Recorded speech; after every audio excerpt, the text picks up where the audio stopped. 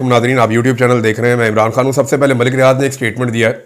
Statement क्यों दिया, इसके पीछे वजूहात क्या है और अब होने क्या वाला है, और मलिक रियाज के खिलाफ क्यों ये निज़ाम एकदम खड़ा हो गया। ये तो मलिक रियाज के बड़े वफादार थे, मलिक रियाज के पालतू थे सारे के सारे लोग। ये अचानक हुआ क्या?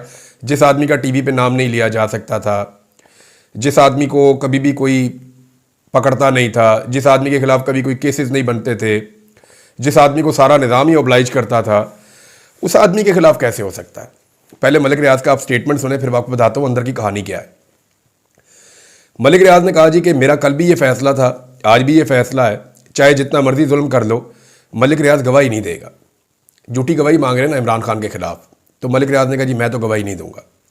पाकिस्तान में कारोबार करना आसान नहीं है। कदम कदम पर रुकावटों के बावजूद 40 साल खून पसीना एक करके अल्लाह के फजल से बैरिया टाउन बनाया और आलमी सतह की पहली हाउसिंग सोसाइटी का पाकिस्तान में आगाज़ हुआ।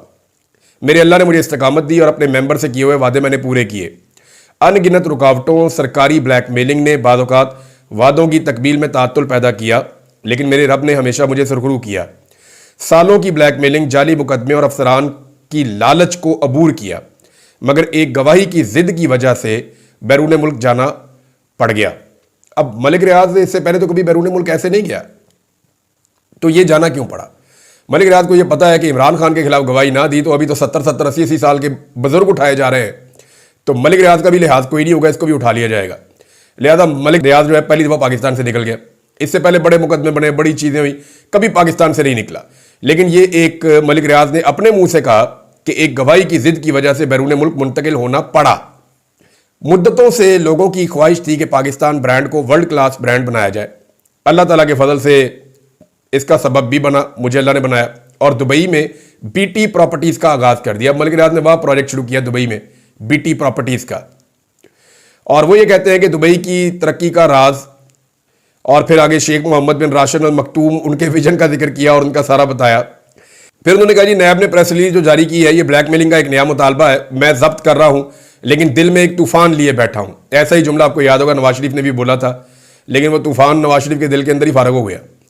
और अगर ये बंद टूट गया तो फिर सबका भरम टूट जाएगा।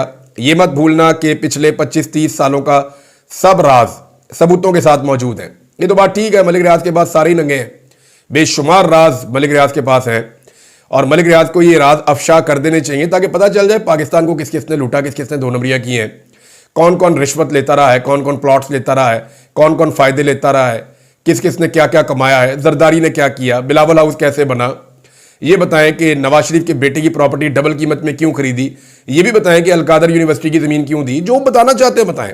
मलिक रियाज को यह भी बताना चाहिए कि किस किस ऑफिसर ने उनसे क्या क्या लिया और कौन कौन सा ऑफिसर रिटायरमेंट से पहले ही मलिक रियाज के लिए काम कर रहा था और वो जैसे ही रिटायर हुआ वो मलिक रियाज का मुलाजिम कैसे बन गया। ये बहुत सारे ब्यूरोक्रेट्स हैं, जर्नैल हैं, ब्रिगेडियर्स हैं और बहुत सारे लोग हैं, ये सारे मलिक रियाज के मुलाजिम बन जाते थे नौकरियों से फारिग होने के बाद। बहुत सारे लोग ऐसे हैं, तो ये मलिक रियाज साहब को सारा राज खोलना चाहिए। उन्होंने कहा जी बैरिया टाउन पाकिस्तान का कामयाब तरीन प्रोजेक्ट बना और अब बीटी प्रॉपर्टीज जो दुबई है वो भी बहुत कामयाब होगा। अब वो ये कह रहे हैं कि दर्जनों मुल्कों से सरमायाकार जो है वो दुबई में आने वाले इस प्रोजेक्ट में दिलचस्पी का मुजाहरा कर रहे हैं और 25 करोड़ पाकिस्तानियों को इस प्रोजेक्ट पे फख्र होना चाहिए। और इनकी कंपनी दुनिया के सबसे शफाफ, सबसे ईमानदार निज़ाम ने यानी आलमी सतह के मुकाबले के लिए एक आलीशान मनसूबे के लिए चुना गया है। यानी दुबई के अंदर इनकी कंपनी चुनी गई और वहाँ पे एक बेहतरीन मनसूबा अपना कर रहे हैं, इस अज़म के साथ कि हमारा जीना मरना पाकिस्तान के लिए था और हमेशा रहेगा। अपने पाकिस्तानी भाइयों बहनों को यकीन दिलाते हैं कि हमने पाकिस्तान समेत दुनिया के हर मुल्क के कानून की पासदारी की है, हमेशा करते रहेंगे।